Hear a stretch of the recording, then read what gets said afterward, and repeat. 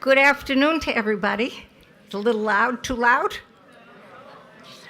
Nice to see you. We are at session number 5, would you believe it?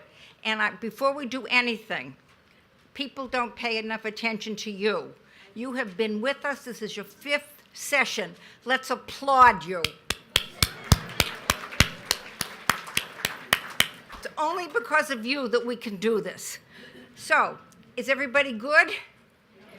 Okay, today we have our very own Reverend Chad, whom most of you do know from the Pastoral Services Department, and he is going to be telling you lots of things, but all within the realm of how do you communicate to your family? How do you communicate to your friends? How do you communicate to you what you really want as we move down that slippery slope? So, with all pleasure, I'm Carol Bortman, by the way. I keep forgetting. I want to introduce Reverend Chad.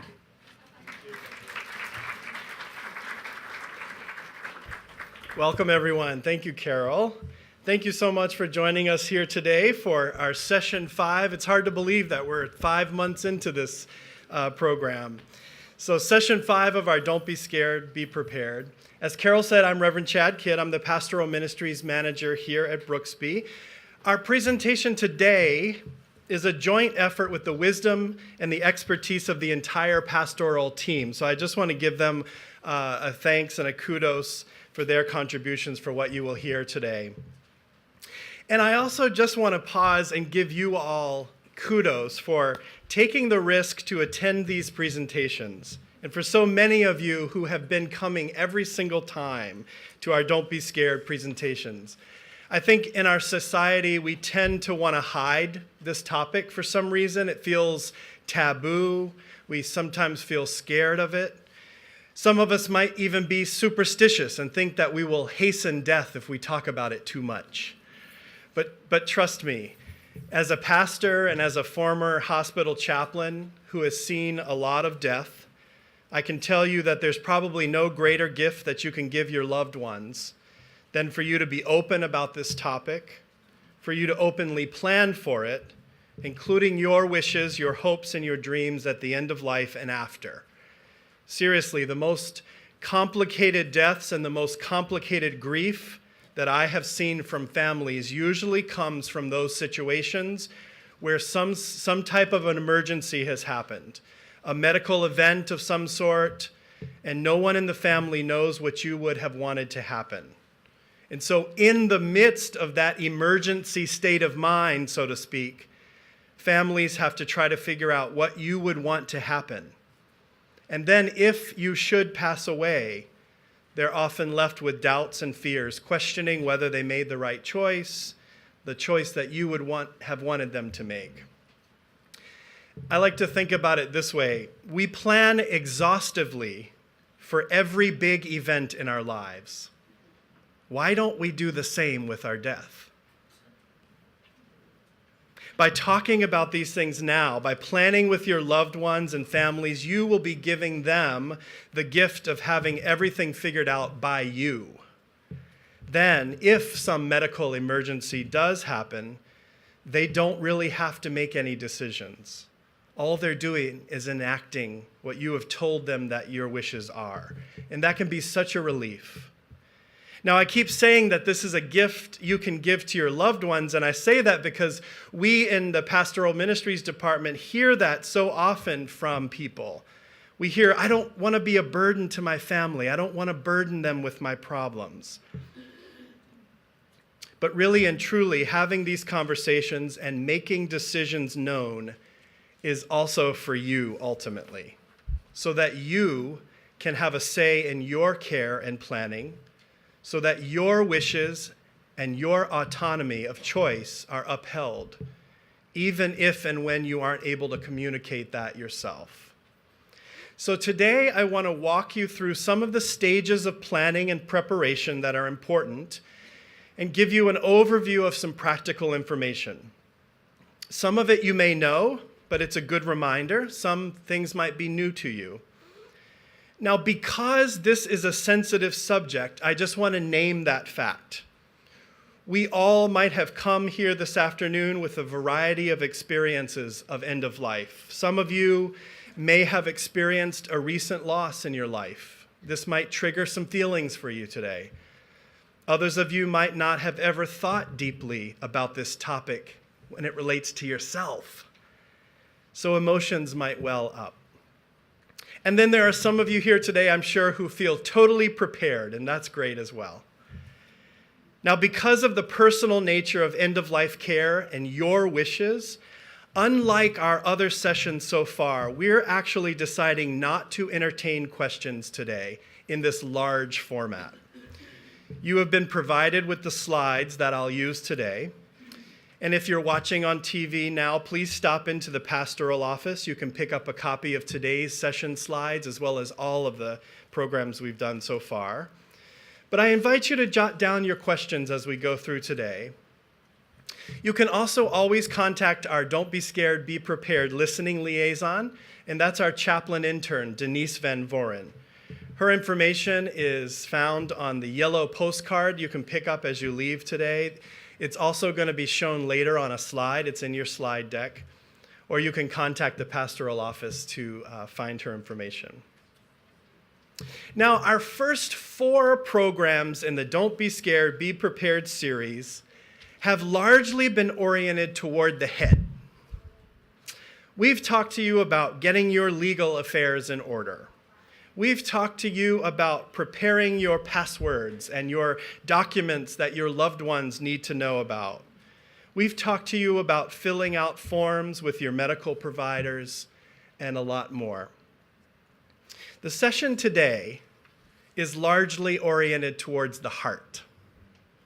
So if you feel emotions welling up, if you need to take a breather and step out of the room, there's no trouble in that at all. So lest you think that we in pastoral ministries are the gurus of death, the end-alls, be-alls on this subject, we are not. We are not. As a pastor, I always say in my church work that when I preach on Sunday mornings, I am always preaching first to myself. I am leading this program for myself as well. I'll say it. I'm scared of death. I'm a minister with lots of training in this area, with faith in a loving God, and I've been with many people as they are dying, and I've held many hands of many family members in grief, but I still get scared. I don't say this to scare you, but just to be real. The unknown in life is scary, isn't it? And as I've been around the halls of Brooksby Village for the last 5 years or so, I know from hearing from many of you talk to me and to one another that some of you also have a few reservations about this topic yourselves. Let's take a listen. Good heavens, my family lived through World War II. I'm pretty sure I can handle anything that comes my way. I don't mind dying, just don't want to be there when it happens. Good Lord. Went to these wonderful workshops and I still haven't filled out those forms. I don't even know where I put them, but I know I haven't filled them out. I don't know how I can get my kids to come to this workshop. Every time I talk to my kids about this, they brush me off. My kids already know everything they need to know. I think. I'm sure we've had this discussion before. I just can't remember when or what I said or where I put the papers. I think somebody took notes, but I don't know where they are. Oh, my kids are so busy. They don't have time for this. I just don't want to be a burden. I don't want to keep them from having their own lives and having to worry about me. What do I want at the end of my life? Why do I have to think about it now? Can't we talk about something more pleasant? I never want to go to those funerals. Ugh, they're so depressing. Why are we even talking about death? I'm only 98. I've heard that death is contagious. God, this is so depressing. Can't we talk about something else? I show you the pictures of my grandchildren. I want a funeral where everybody's singing and dancing and drinking. That's what I want. I want a big party.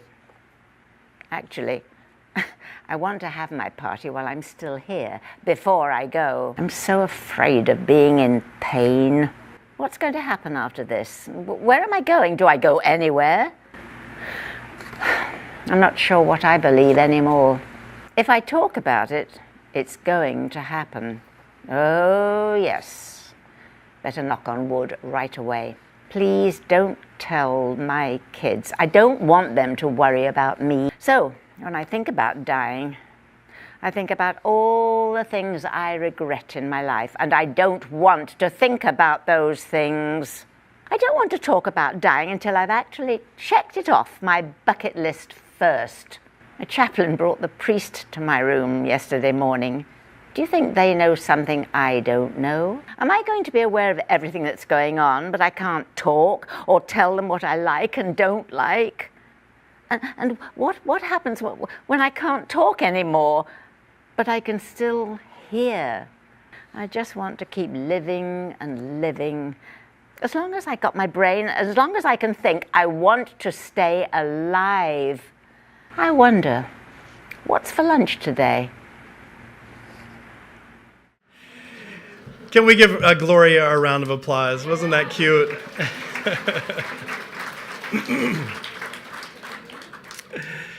Now, we made that silly video to highlight how normal these anxieties are and how it is highly likely that you can relate to a fellow neighbor about these same feelings.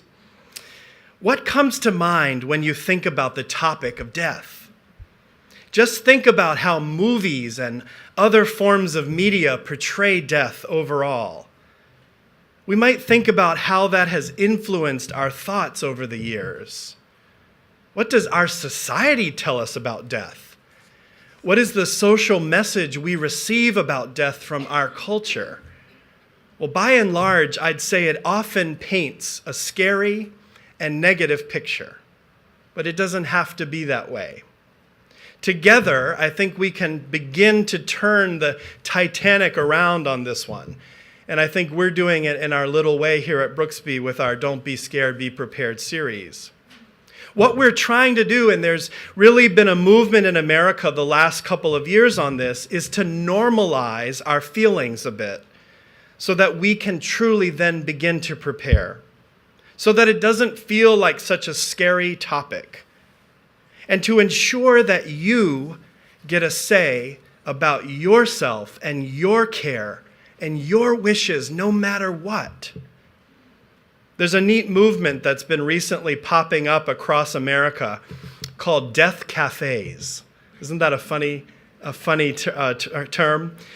It sounds funny, but it's meant to be small group meetings hosted in local places where people come together simply to talk about the topic of death. There are no resources shared, no handouts, no PowerPoints, no lectures or presentations. It's simply for people to get together, have some cake, because you got to eat, right? Have some cake and talk about death. And I love that because it's contributing to the normalizing process of such a heavy topic. There's a great organization that formed in this area a few years back called the Conversation Project. It was started by a woman who some of you might know, Ellen Goodman, local journalist and associate editor of the Boston Globe. Ellen went through the death of her mother, realizing she knew nothing of what her mother wanted. Yet Ellen, as her mother's proxy, was faced with making all the decisions once her mother was unable to. She talks about feeling paralyzed, feeling trapped. And so Ellen decided after that was all said and done that she didn't want anyone else to have to go through what she had been through. So she started the organization, the Conversation Project, to encourage folks to start having these important conversations. I want us to watch now. We're going to watch Ellen herself give a short TEDx talk about the Conversation Project. So let's watch Ellen.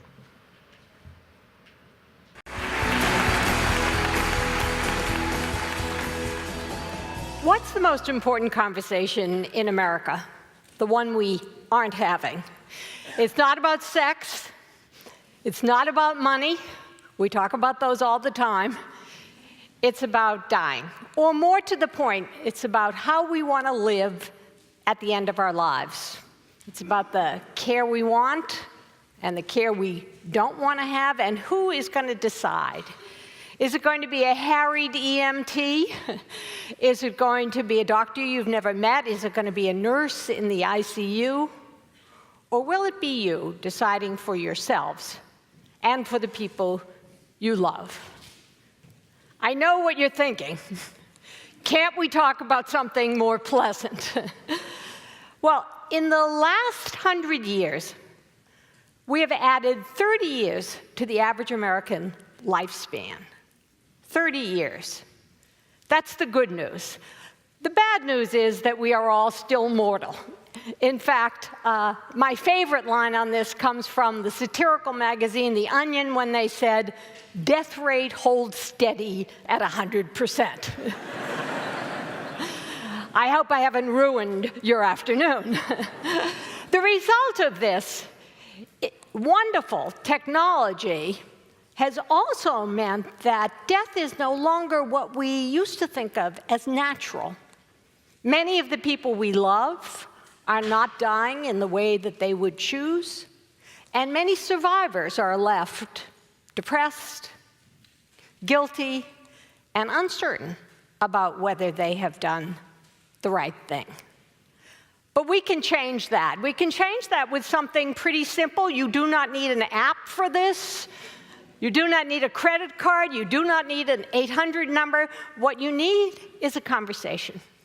You need to sit down at the kitchen table with the people you love and talk about your wishes and their wishes for end-of-life care.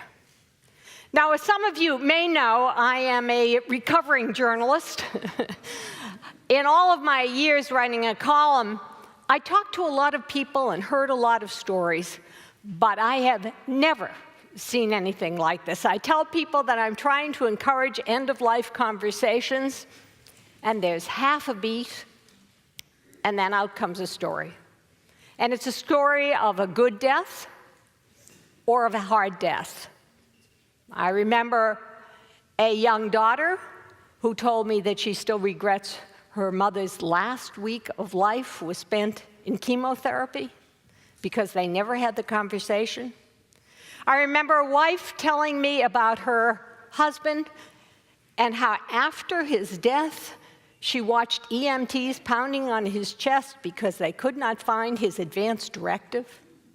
I remember a son who told me with deep regret how he shut down his father's attempt to have this conversation. When his father tried to talk to him, he brushed him off, saying, "Oh, Dad, you're not dying." And I remember a young husband who talked to me about his wife's death from a tragic accident and the decisions he had to make, and how he didn't know what she wanted because they always thought it was too soon. It's always too soon until it's too late. So I have my story too. Around the time I turned 60, I went from being a working mother to being a working daughter. A lot of you will know what I mean.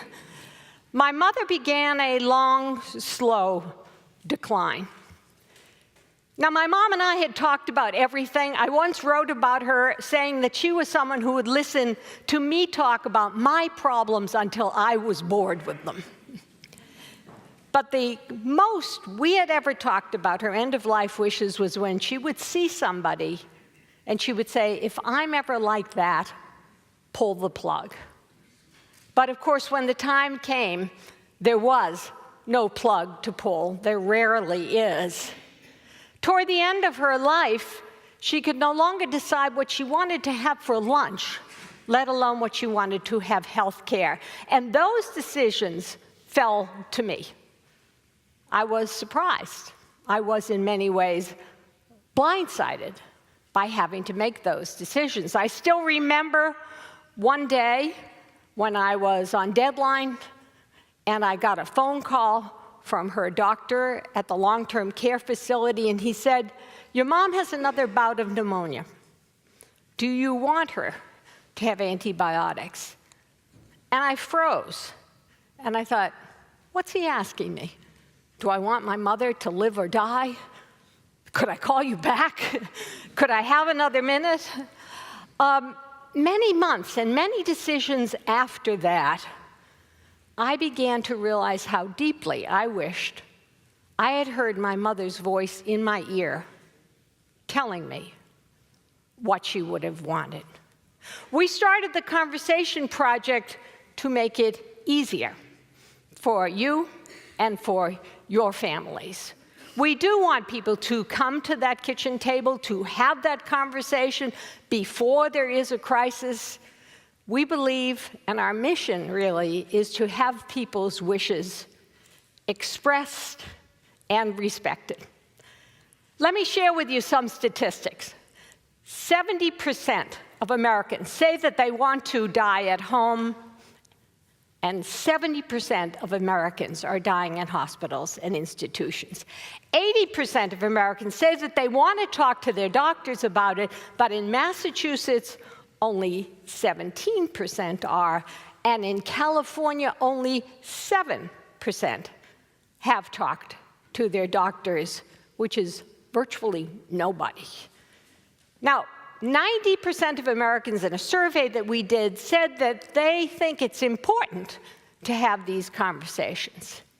90% of Americans do not agree on anything. They do not even agree on the national anthem. But they agree about this. But at the same time, only 30% have had those conversations. So we can change that. We can truly change that. How can we change it? Well, we have a few tools to begin with. First of all, we have a conversation starter kit that will, in fact, make it easier for you to start these conversations. This kit is not a scary advanced care checklist. There are not enough checklists in the world to cover every medical event. You do not need a medical degree to look at our conversation starter kit. It's about values.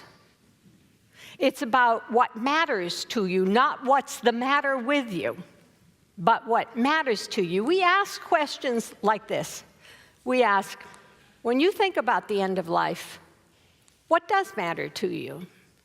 We ask, who would you want to make decisions for you if you could not make them for yourself? We ask, where would you want to be? At home, in a hospital? And of course, we ask, do you want everything, every extreme measure, the whole enchilada, another week, day, month of life? Or would there come a time when you would want comfort care?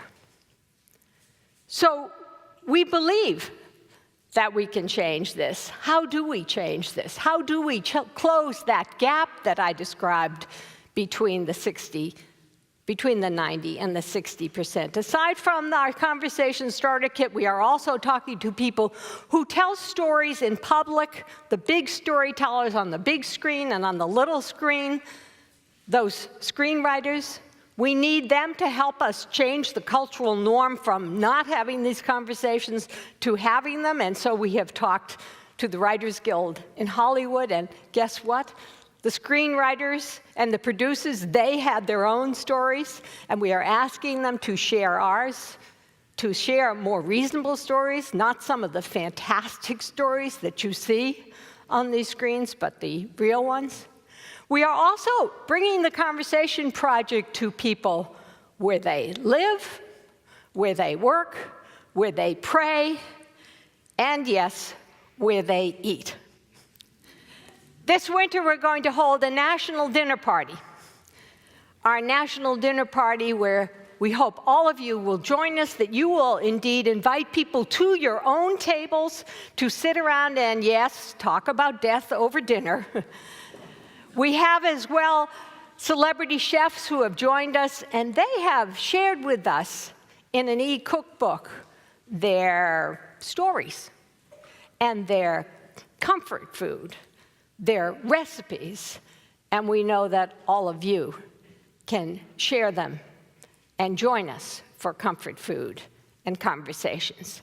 I am not suggesting that these conversations are ever truly, truly easy, because they involve deep emotions, loss, love, but we can make them a lot easier than we are now.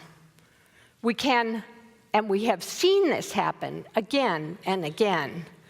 We know that people who were very afraid of starting these conversations have gotten some help.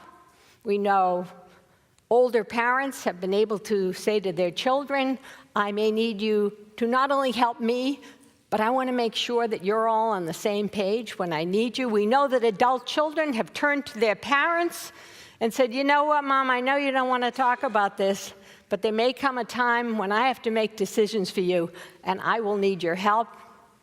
What parent can refuse a request for help? And we have learned from others, like a young man who told me that he never thought he could have this conversation with his own father, but when he did, it started one of the most intimate and real conversations about love that they had ever had, and about life as well as about death. So I'm going to ask you a few things. I'm going to hope that all of you will think about how you want to live at the end of your lives. Think about, who do you want to make decisions for you if you can't make them for yourself? Email that person. You may take out your cell phone. Not only email that person, call that person, tap him on the shoulder, and say, you know what? It's time for us to have a conversation. I promise you that these conversations will be among the most important parts of the legacy that we can leave each other. And so I'll leave you with two questions. Have you had the conversation?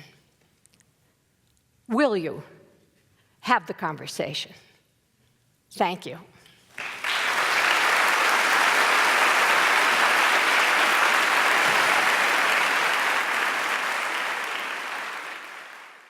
So we've given you the Conversation Project Starter Kit today, and we're going to look at that in just a few moments. But you can see that this topic is one that we tend to shy away from. But as you heard Ellen mention, when you scratch the surface on this, there's a story that seems to be waiting to come out of just about everyone. These stories, these real-life emotions, can lead to wonderful connections with those that you care about in your life. Before we get to the conversation kit, I want to show you a brief news clip of the Conversation Project actually being lived out in a real-life family to give you a sense of how it can bring people closer and how important it is. And finally tonight, ABC News wants to join you in something right at the heart of the American family. How we can all help the people who care about us make decisions near the end of our lives. And 9 out of 10 of you have told us that we should all be talking about it at all ages, what we want. And yet only a fraction of us have done it. And we know it makes a huge difference in the health of the caregiver as well as those cared for. So ABC News has taken cameras inside a vital, loving family, part of a new community, deciding to have the conversation. This is 85-year-old Norb and his daughter Maureen. My dad is 85 today. He's still very, very active. He's a wonderful friend. Throughout life, daughter and father have always talked about everything, except one thing: how to control the end of your life in the same way you control the prime of your life. So dad and daughter gather the family together, 3 generations, for an act of love. And so now we're just asking that you share some of your thoughts about what you would like at the end of your life, so that we can honor your wishes. They are part of something new underway for families in America that says having the conversation is a gift parents and children give each other. And there's proof of the difference it makes. Studies show depression rates plummet after a loss if the families have had the conversation. Renowned physician Dr. Atul Gawande says doctors and nurses see it firsthand. When you're there in that moment and you're talking to the family and you're saying, how much will it bother your father if he ends up this way? And they say, more often than not, I don't know. We never talked about it. That it is incredibly traumatic for the family, for the doctors involved. There's often conflict. It can tear families apart. So Dr. Gawande has become part of a team led by Pulitzer Prize-winning writer Ellen Goodman. It is called the Conversation Project. It is a kind of guide for families looking for a way to begin. If we give them a way to talk about it and give people something to hang on to when they're afraid to start this conversation, they can do it and pass it on. Families like the Jennings. They looked over the conversation guide before they sat down together. First, there's laughter. My golf swing's still good.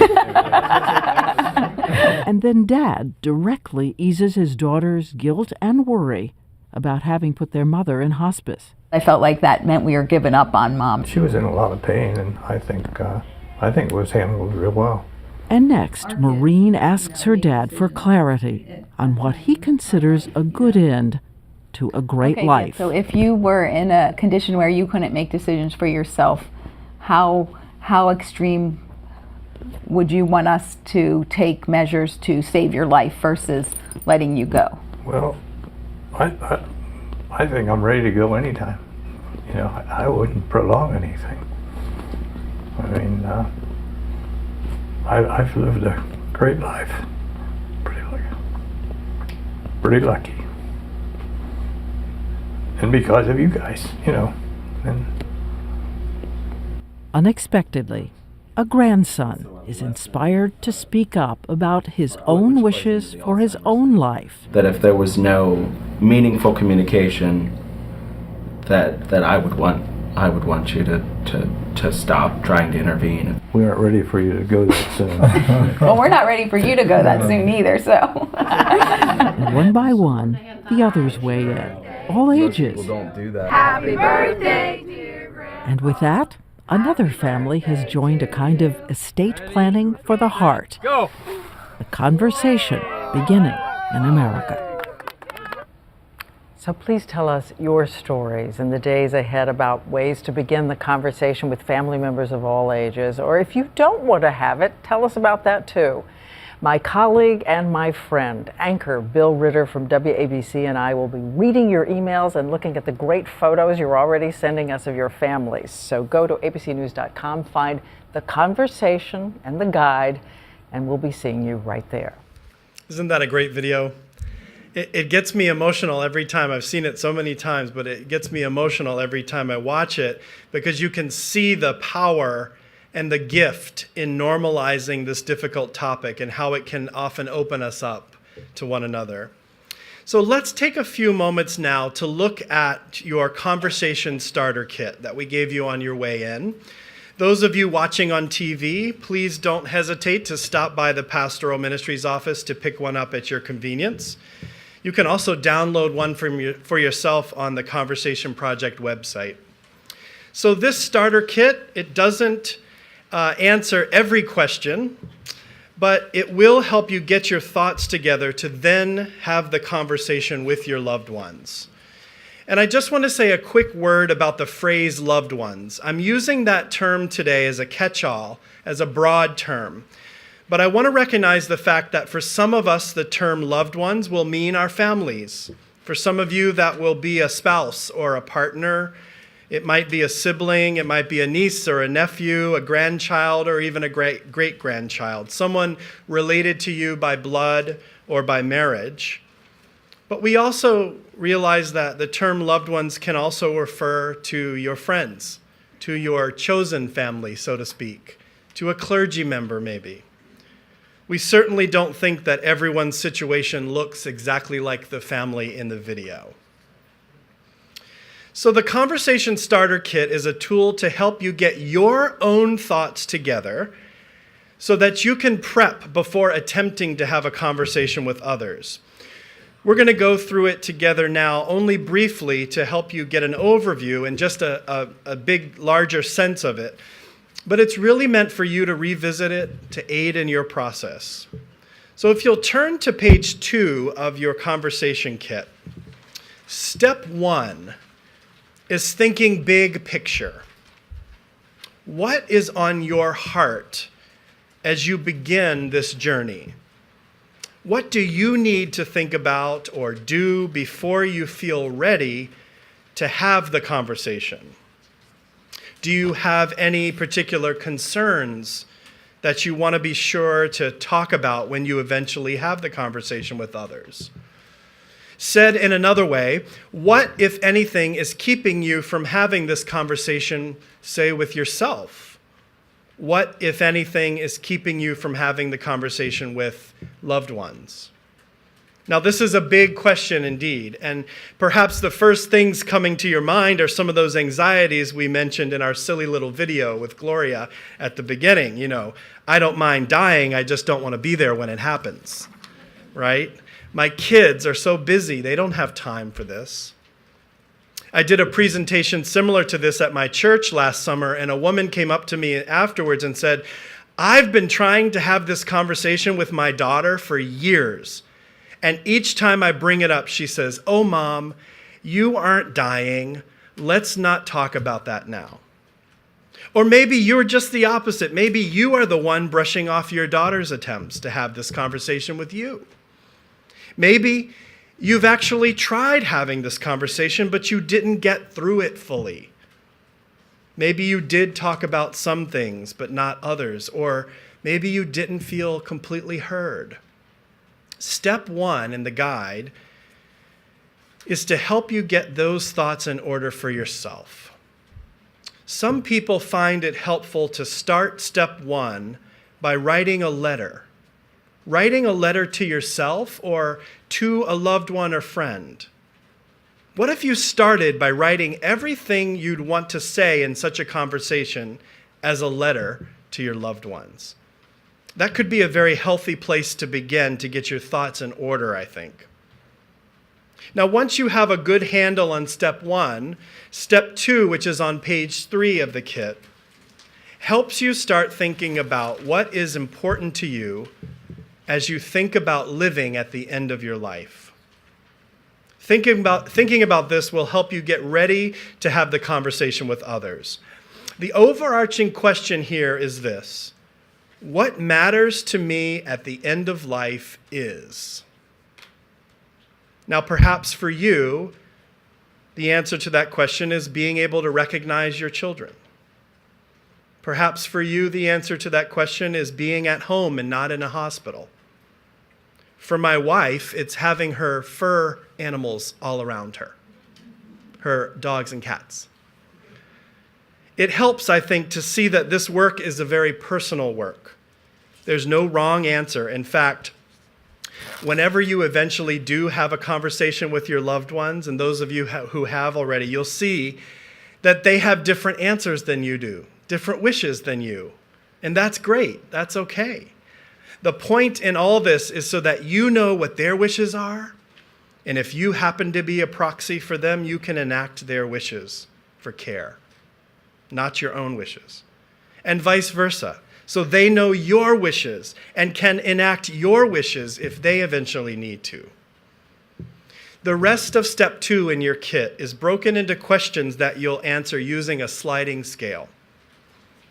As a patient, I'd like to know only the basics about my condition and my treatment, or I'd like to know all the details about my condition and my treatment. You can answer to one extreme of that question or another, or somewhere in the middle, all depending on how you feel. As doctors treat me, I would like my doctors to do what they think is best, all the way to I would like to have a say in every single decision. Again, you decide on the sliding scale what is best for you. When it comes to sharing information, I don't want my loved ones to know everything about my health, all the way to I am comfortable with those close to me knowing everything about my health.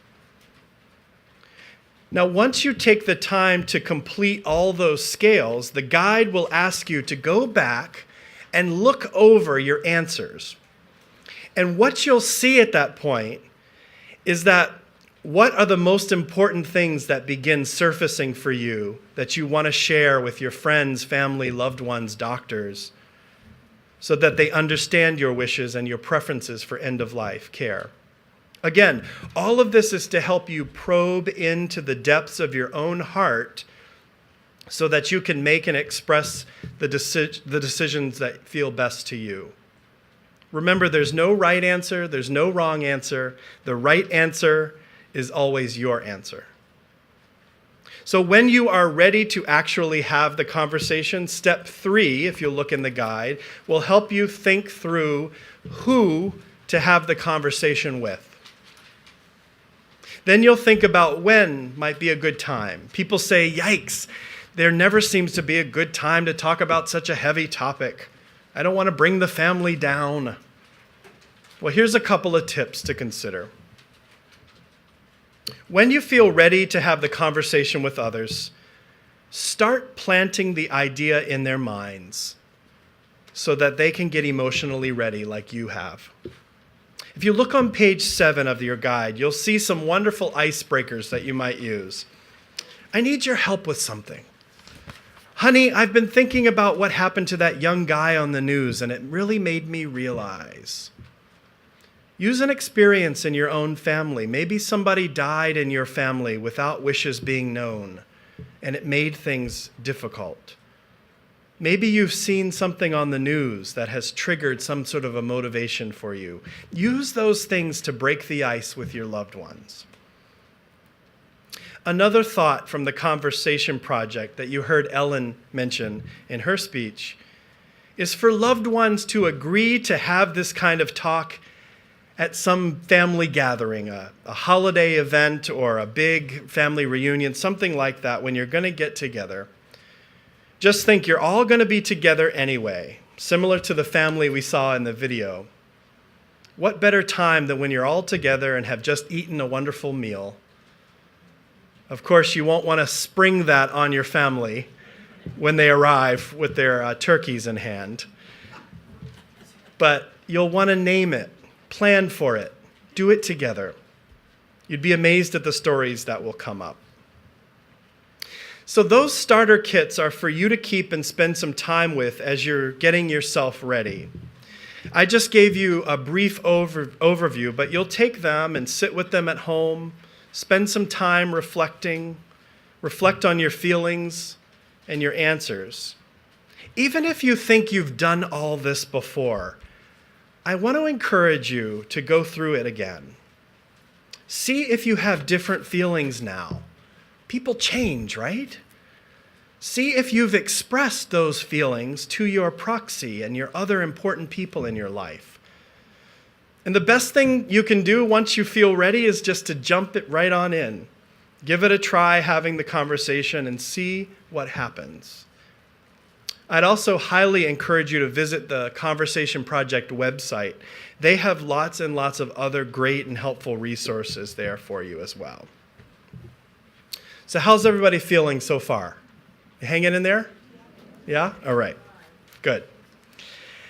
I want to spend some time now talking about advanced directives. Has anyone heard the term advanced directives?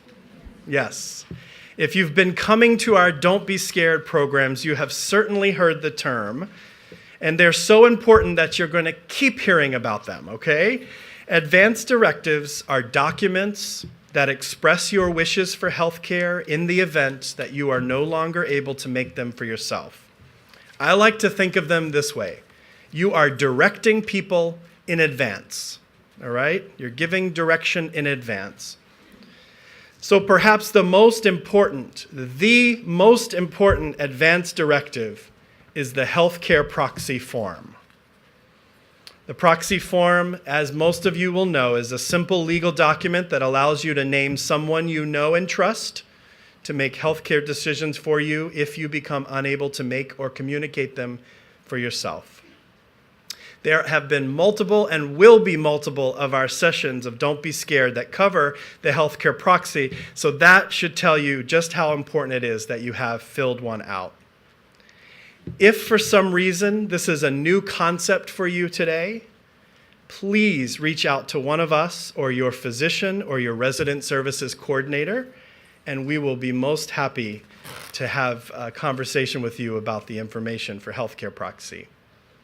Now, we've been talking today about having the conversation and clearly expressing your wishes, your hopes, and your desires for your care at the end of your life. And as you can imagine, it's great and important to have someone named as your proxy in the event that there is an emergency, say, and you can't make decisions for yourself. But as we've mentioned, the real key is the conversation. Because if your proxy doesn't know your wishes, then it can be quite troubling for them to try to make decisions on your behalf. I remember a time when I was ministering to a dying person as a hospital chaplain, and we got to a point in the patient's care where they could no longer speak for themselves or communicate their healthcare decisions. And so the physician at that point needed to then enact their healthcare proxy. So we went to the records and we found that the patient had a healthcare proxy form filled out. That was a huge plus, yay. The patient had named their pastor as the proxy. All right, so I happen to know the pastor, been working in the area for a long time.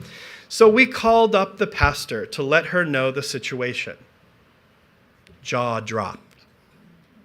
Shock and awe. The patient had never alerted her pastor that she was her proxy. Now, that is a good example of just how important the conversation is with your proxy. Just naming them to make decisions is one step, and hear me say, that is a good and important step. But the gift that you give to yourself and to them is letting them know how to make decisions on your behalf. That way, they don't really even have to think. And thinking can be such a hard and tough thing in medical decisions when you're in that emergency state. Think if your loved ones could just say with confidence, because you've had the conversation, nope, mom wouldn't want that type of care. We've talked about it many times. Or yes, dad told me specifically he wants all heroic measures taken to save his life no matter what. I recently heard the story of a spouse who was caring for his aging partner, and things took an unexpectedly rapid turn for the worse medically. When his wife became unable to make decisions for herself, he remembered that they had recently started having these conversations, and he had been taking notes. So he went back to their apartment. He got his notes that were very detailed. His wife had been very clear about what criteria was her line in the sand, as we put it in our last session. Once my health gets beyond this point, this line in the sand, I want you to do X, this. Having had that conversation put this man's mind at such ease. Just think about it. You are already upset because your loved one is sick and ill. Having the gift of simply enacting exactly what they wanted can be such a gift in the midst of such a challenging time. So this naturally leads us then to talking about living wills. Have you heard that term, living wills? A living will is a document that helps you express your medical wishes in writing. And it can be a really helpful tool to use in conversation with your healthcare proxy. It's a way of writing down the thoughts that you are expressing to each other in conversation. Many of you may have heard of the 5 wishes. 5 Wishes has become so popular because it's the first living will that talks about your personal, emotional, and spiritual needs, as well as your medical wishes. It's a great document that promotes a holistic approach to your care. Now, just to clarify, a living will is different than a last will and testament, which is used to dictate the way you want your assets to be distributed after your death. And we went over that in earlier sessions. Now, 5 wishes is actually a legal document in Massachusetts, and that is because wish number 1 is a healthcare proxy. So the 5 wishes has a healthcare proxy in it. However, for clarity and familiarity, it would be much more common for you to have filled out the Massachusetts healthcare proxy form separately. Now, this topic, as we've mentioned, has been spoken about in great detail in our last session, as well as some of our other Don't Be Scared sessions. So today I'm going to show you a few slides so you can get an overview of what the 5 wishes living will looks like. You're not going to be able to read everything up on the screen, and that's okay because I've given you a larger version in paper in your hand. Those of you watching on TV, please do come to the pastoral office to pick up your own copies. Now, this is just to give you an overview of the living will. I'm going to talk more about how you can access the details of the 5 wishes, including how to get your own copy in just a little bit. Now, since we just went over healthcare proxies a little bit, let's just take a quick look at the form as it happens to appear as wish number 1. And you can just clearly see how easy it is. Hopefully everyone in this room has already filled one out from the Massachusetts form. All you're doing is listing the name and contact information for the person you wish to make decisions for you. Those of you who have already filled out the Massachusetts healthcare proxy form will already know how easy it is. And the witness signature page looks like this in the 5 wishes version. As always, you need 2 witnesses to sign a healthcare proxy form. It cannot be signed by the person that you've named as your proxy. It cannot be signed by anyone on your medical team or anyone working here at Brooksby Village.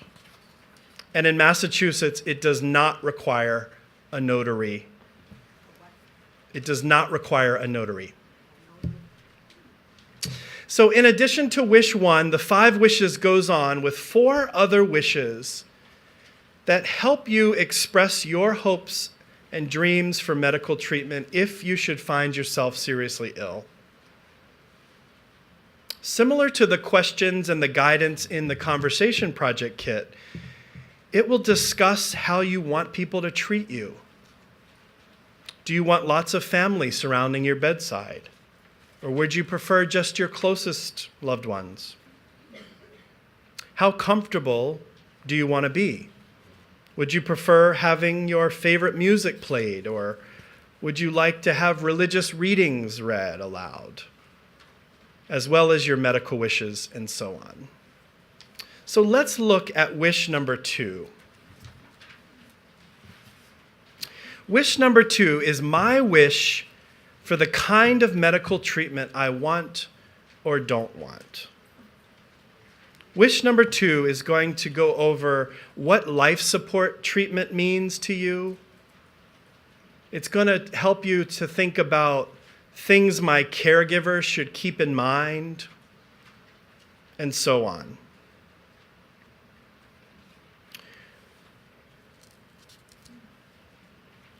Okay? Wish number 3 is my wish for how comfortable I want to be. I don't want to be in pain. I want to have a cool, moist cloth put on my head.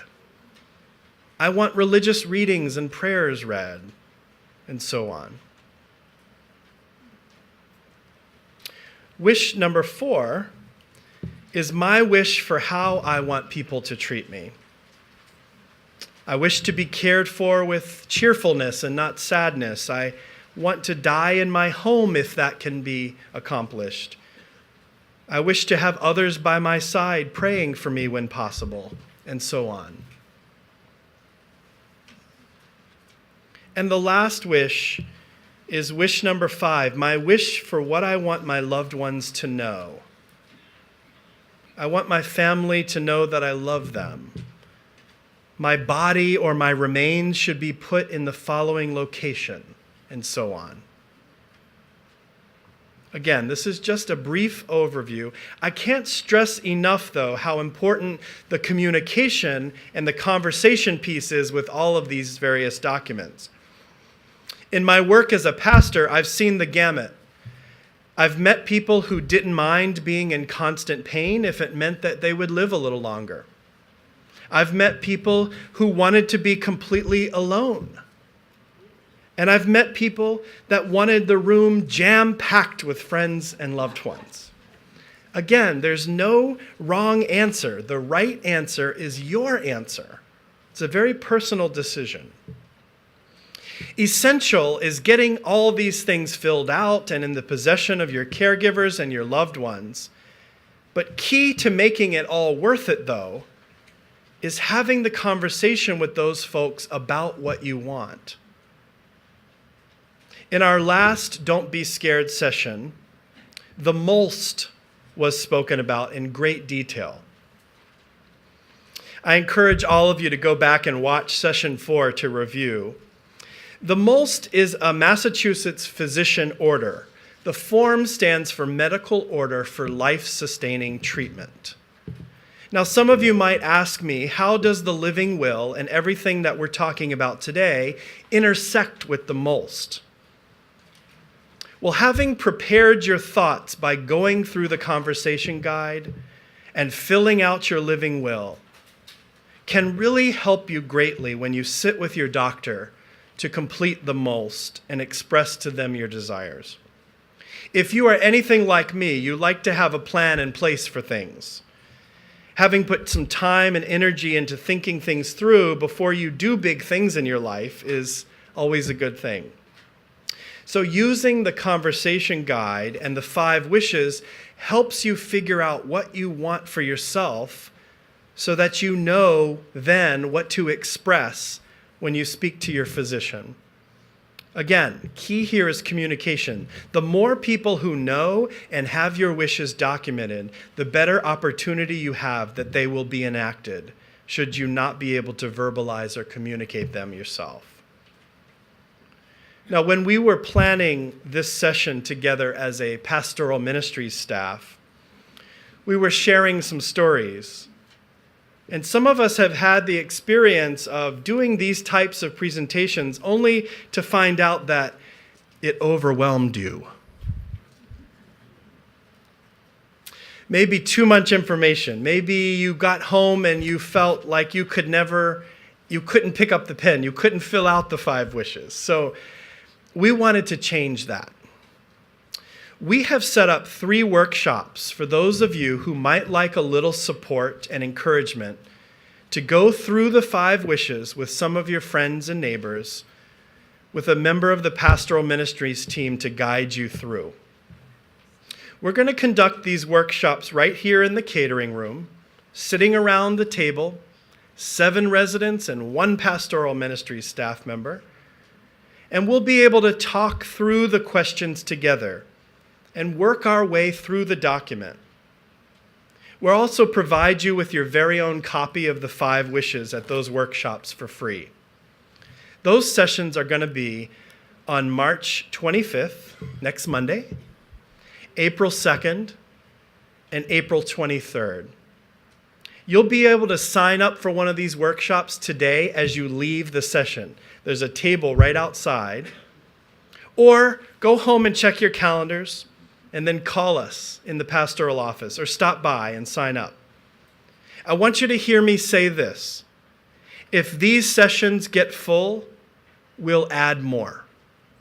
Okay? We want to be there for you as you take the necessary time to think about these important wishes for your holistic care and how you want to live at the end of your life. These sessions would also be a good place to bring any questions that you have, and we'll help try to answer them. As I mentioned at the beginning, because of the personal nature of end-of-life care and your wishes, we've decided not to entertain questions today in this large session, but rather encourage you to come to one of those workshops or to contact our Don't Be Scared, Be Prepared listening liaison, and that's our chaplain intern, Denise. This is Denise. And if you all turned around, you'll see her standing right behind you. Wave, Denise. She's here, and you can say hi to her in the back, too. Additionally, the Conversation Project and the 5 Wishes both have really wonderful websites, so I just encourage you to peruse those when you have time at home. Share those information with your loved ones as well. I want to share with you 2 brief stories of families that have tried having these conversations with one another and the impact that it's made on them in the end.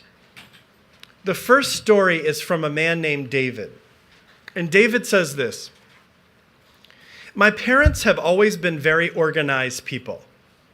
When Mom developed health issues in her 40s, I think she realized that there would be challenging times ahead. Despite a myriad of illnesses, Mom made the most of life, and she saw us through graduations and weddings and great times with Dad, including travel all over the world.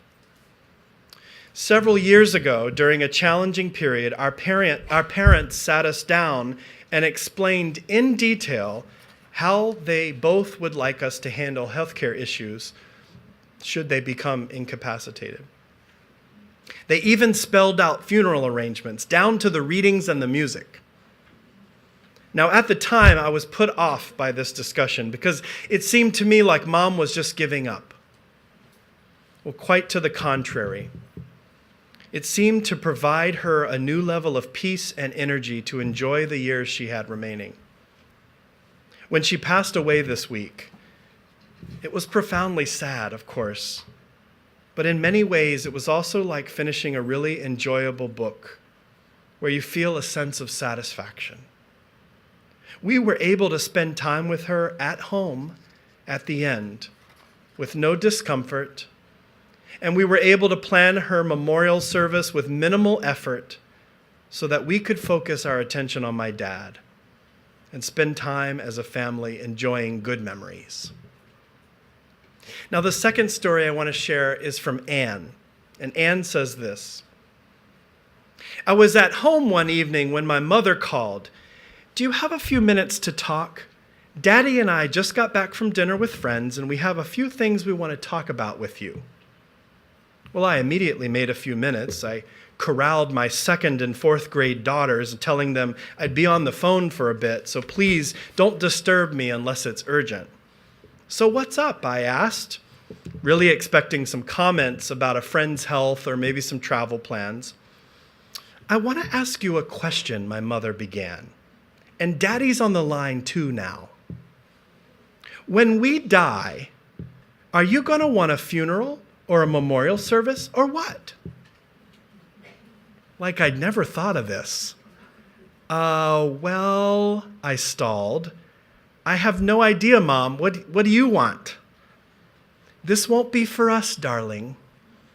Think about what you want, what you will need,' my mother insisted. I paused. 'Okay, I want to have a funeral for you.' 'Fine. Then please hold it at noon at Riverside Chapel in New York City.' 'Okay, but why there and why then?' 'Because most of your friends work, dear, and this will be convenient and at lunchtime. You'll have all the support you need.' 'Oh my God, is anything wrong? Is one of you or both of you sick?' 'No, not at all, darling. We just had dinner with friends who brought this up, and we think you should know how we feel. There's more.' What followed was a conversation related to burial decisions, bank accounts, safe deposit box info, and dozens of other data, all of which I was writing down furiously as they spoke to me, and which I was asked to save, and of course I saved it all.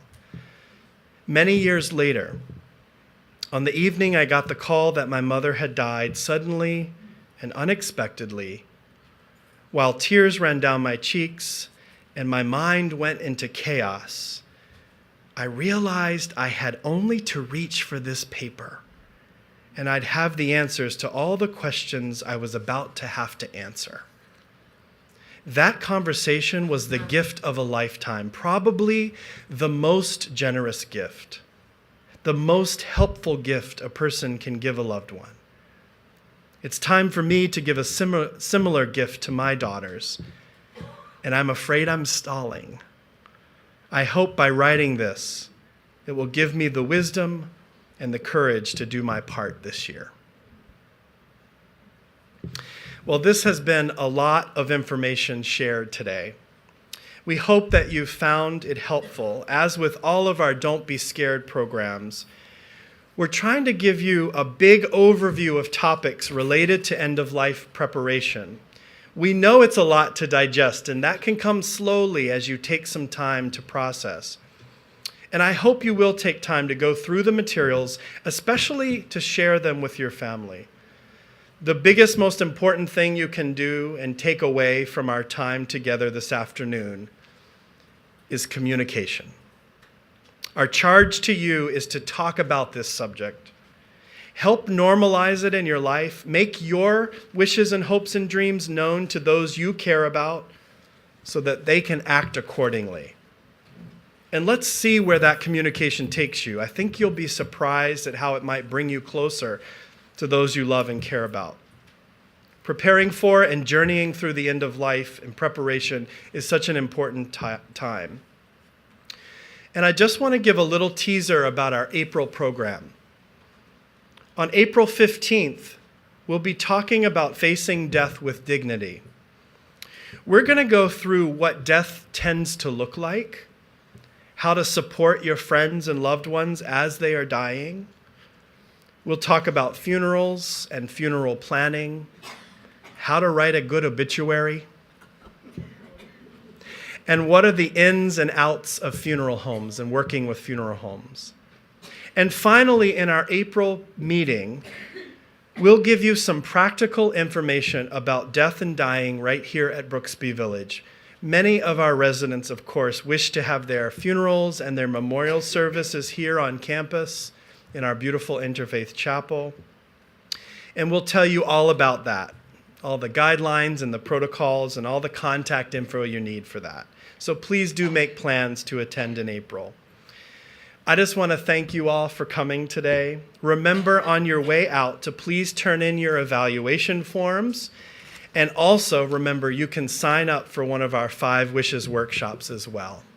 Thanks again for coming.